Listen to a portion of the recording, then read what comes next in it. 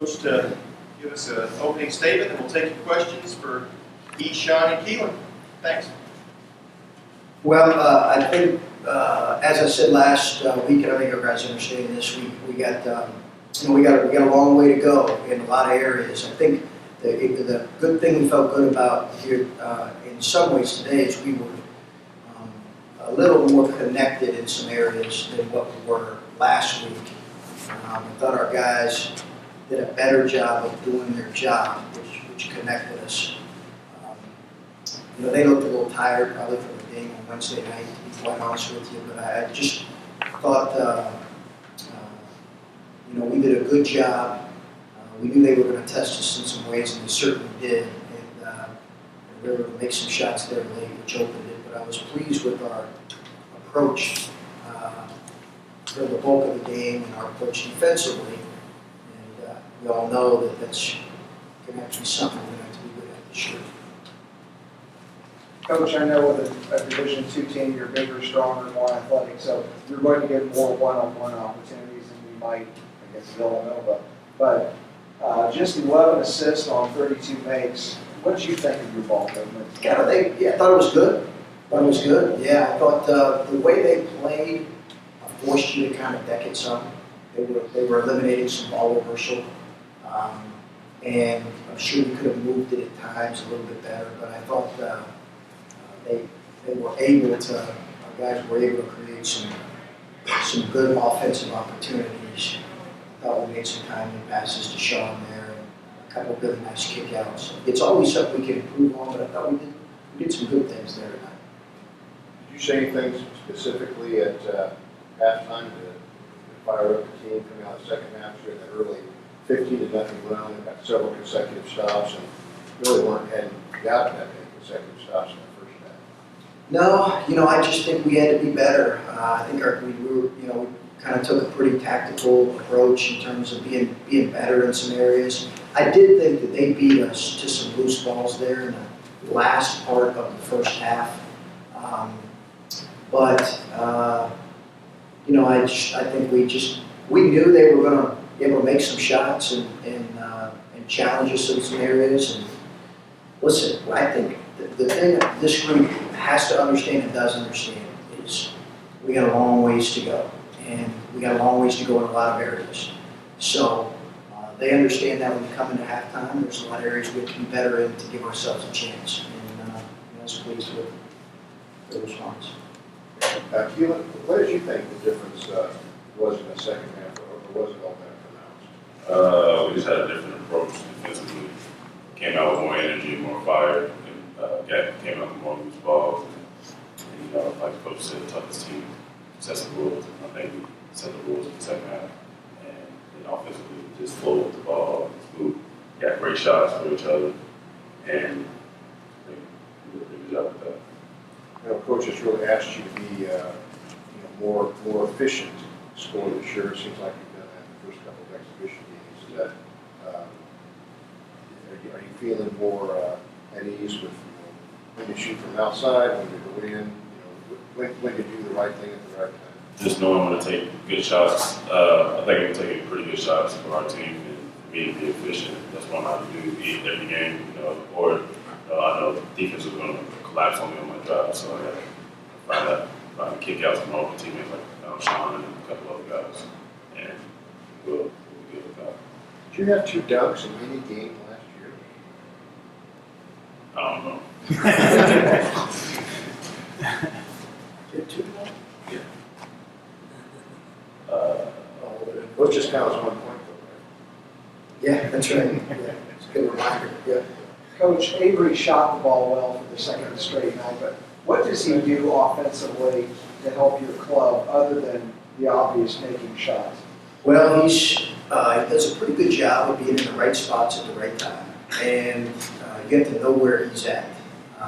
Obviously, he doesn't have the size or the. Kellen had all these variety of shot making that he could do. Avery's a different player, but I think the biggest thing we're challenging him with is he has to be a guy who can defend one of the better offensive players, as well as be a real weapon shooting the ball. listen, he's proven it over and over, his ability to make threes at a pretty high clip. Takes pretty good shots. We want him to be ready to shoot the ball. And this team needs that. And I'm with you. I think he did a pretty good job of it. He would probably say, well, I should have been 3 for 3, but he did a good job shooting the ball. And Sean, you haven't played a game in a long, long time. This is 2 straight games now. What's been the most difficult thing for you to adjust to playing in games at this level? Yeah, I think it's just the speed of the game. From high school, it's a big change. Obviously, it's only going to get a little quicker as we go, but picking up the speed of the game, adjusting to the defense, it's all been a change for me, but it's been pretty smooth so far. Sean, as opposed to the game 1, how did it feel to see those open shots go down tonight from 3? It felt good to see some go down. I think my teammates put me in really good positions. My guy would get inside a little bit and they found me at the 3-point line, so it felt good to see some go down, but I just want to give the credit to them for finding me. John, do you feel like you've made some advancement defensively, and it looked like you were, this most of the time pretty locked in, and you are pretty long for a perimeter player? Yeah, I think just picking up the defense, like I said, has been a thing for me. It's an area I feel like I can contribute. Gave up 2 threes in a row in that quarter, so I'll have to work on that. But I think positioning's been a big thing. I'm not the quickest guy, so my positioning's important for me. For Coach Holt, you mentioned last game you want to see Tyler Lewis probably shoot a little bit more.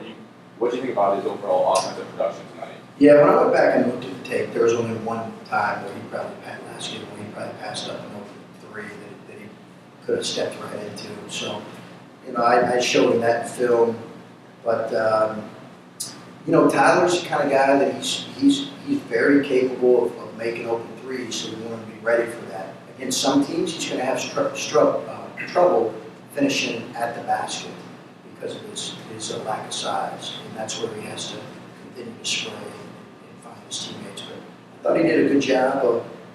I thought, again, our ball movement could have been better, but I'm reminded of Avery driving in there late in the first half and kicking it to Tyler for a wide open 3. Those are the shots we wanted to, those are great looks for us. Coach, I know it was family weekend, so it's a little bit different than your normal weekend. But, it's 65 degrees and sunny today. Yet 9,100 fans go out, sell out Hinkle Fieldhouse. What's that say about your program, and how does that boost your program?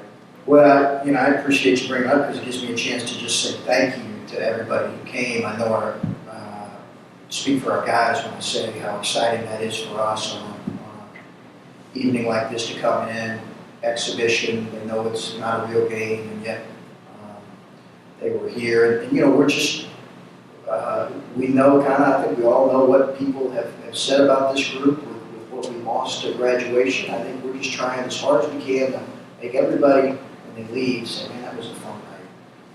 And hopefully that was the case for all 100 of the night.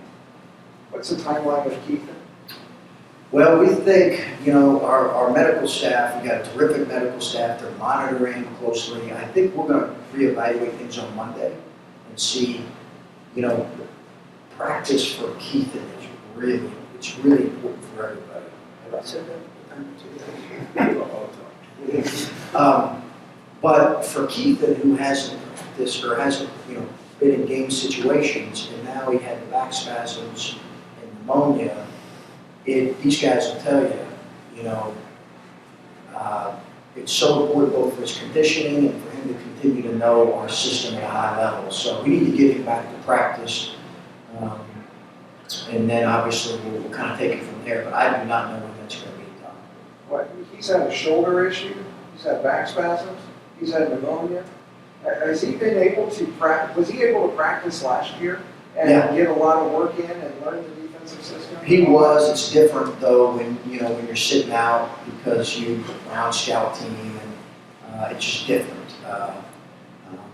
But he was able to practice last year. But yeah, I think he was out for a part of the summer, and he'll tell you that he just needs some consecutive, good month of practice. And I don't think by any stretch Keith is going to be his best this first month of the season. I think it's too much to expect of